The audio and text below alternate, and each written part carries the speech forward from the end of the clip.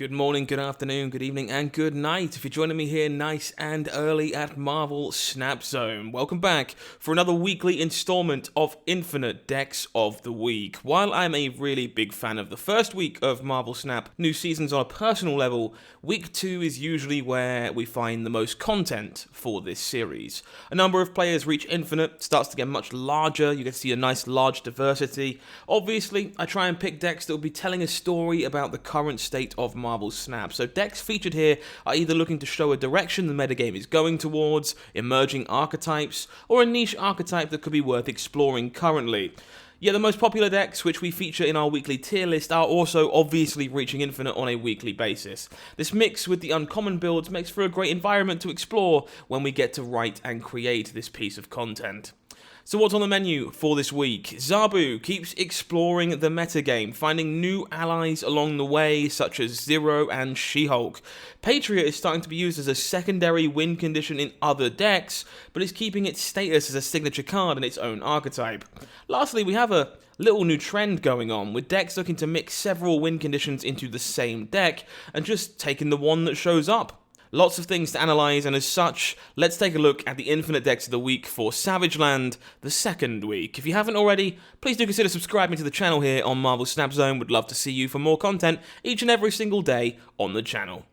Up first, we've got Zabu pushing new archetypes around the card each and every week. There is a lot of talks about how Silver Surfer is still the biggest star in the metagame when it comes to Battle Pass cards, and arguably, the December card deserves the praise it's getting, yet Zabu is not done experimenting, and there are more new builds with the card being shared every day, and we've got 2 new ones for you today.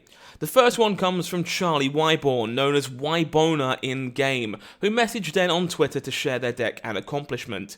If you've been following Den on Twitter, you'll know how much work he was putting into putting a good Zabu Control deck together, and unfortunately failed to do so. So seeing a fellow player reach the top of the mountain with this creation fills us with some joy. The very interesting cards I want to highlight here are She-Hulk and Wave, as the rest of the build is quite common inclusions alongside Zabu currently.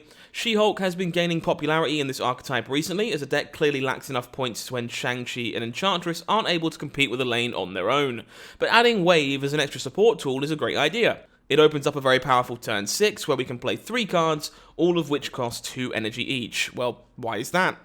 She-Hulk is only going to cost you 2 if you play Wave on turn 5, and even originally 4 cost is a 2 cost with Zabu in play. And if you have a Moon Girl played on turn 4, it can open up some very nice combos with double She-Hulk on turn 6, and potentially great turns to turn the game around all around. For now, it's the best idea that we've seen to help this archetype in the points department. The second version of Zabu this week you wanted to feature is a Zabu Zero deck, one without quite as many points problems, because Atuma, Dracula, and Typhoid Mary all have you covered there. Before any kind of analysis, I want to just share my love for this build. While I'm a big fan of America Chavez in Zabu decks, and I believe the card is great alongside Dracula too, finding enough space for Zero, Atuma, and Typhoid Mary is very impressive. And because these cards are all quite cheap, it makes Moon Girl a scary prospect overall. You can have turns similar to what the previous deck is doing with She-Hulk, except this time there isn't any turn 5 setup needed as long as Zabu is in play. Darkhawk really was the star of week 1 when it came to developing points in a Zabu strategy, but new ways of building around the card and developing scary amounts of points are on the way, so don't end the discussion of the best Battle Pass card just yet. If you want a third take on this archetype, WW Lost has also reached Infinite this week with a very similar deck you can see on screen for you now. Up next, how many win conditions do you really need? If I told you I was playing Patriot, Silver Surfer, Mr. Negative, Zabu, and Wong, how many decks would you think I'm currently playing? The title may have given the answer away, and yet it is just one and only deck, courtesy of El Patrando, who labelled it incredible. To me, this deck is both impressive and terrifying. Impressive because it is difficult to find a way to merge together so many defining cards without bricking up your hands too often. I mean, if you look at each card, they don't have the same support shell they normally would in their own dedicated decks. Mr. Negative does feel like it should be great here, as every card is going to benefit from being reversed, and Silver Surfer does have 7 targets, not counting the Broodlings. But for the rest of this deck, it can seem quite difficult to find a ton of value, and that might just be the point.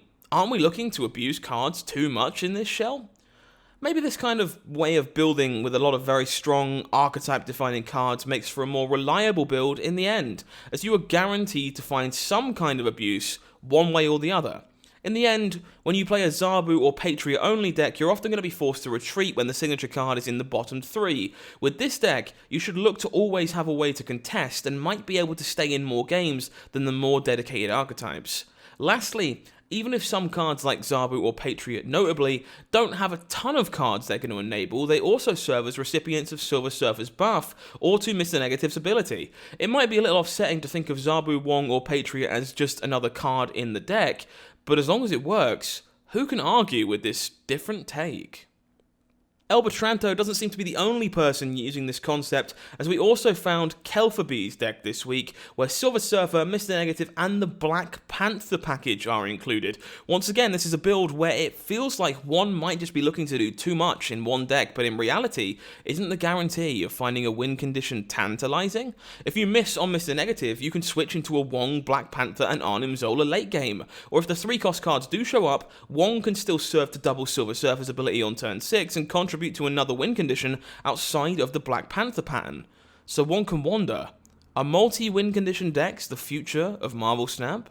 I'm an avid enjoyer of innovative deck building and creative brews, so this season has been a blast for me so far, because of Zabu being a card that's led to so many creations, and also because of the different visions some players have brought to establish synergies.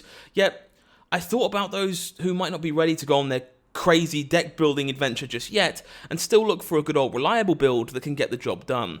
In the final inclusion of this week we have Aoi, who used a very basic Patriot list to reach infinite rank. No spice, sound plays, that is always going to get the job done. It really feels that different types of players can perform on the Marvel Snap ladder currently, so whether you are more of a safe player, rather than these crazy experimental scientist kinds, the infinite rank is within reach for you, and we will gladly feature your accomplishment in this weekly series once you get there. If you want to submit something, feel free to do so in the community Discord server for everything Marvel Snap with thousands of other players if you happen to make infinite in the next week, or you can come and find myself, DenCCG, or Marvel Snap Zone over on Twitter if you prefer a direct contact. This has been Infinite Decks of the Week. I've been HowlingMines, you've been amazing, and until next time, stay safe out there. Howdy folks, just future HowlingMines jumping on the end of my video here.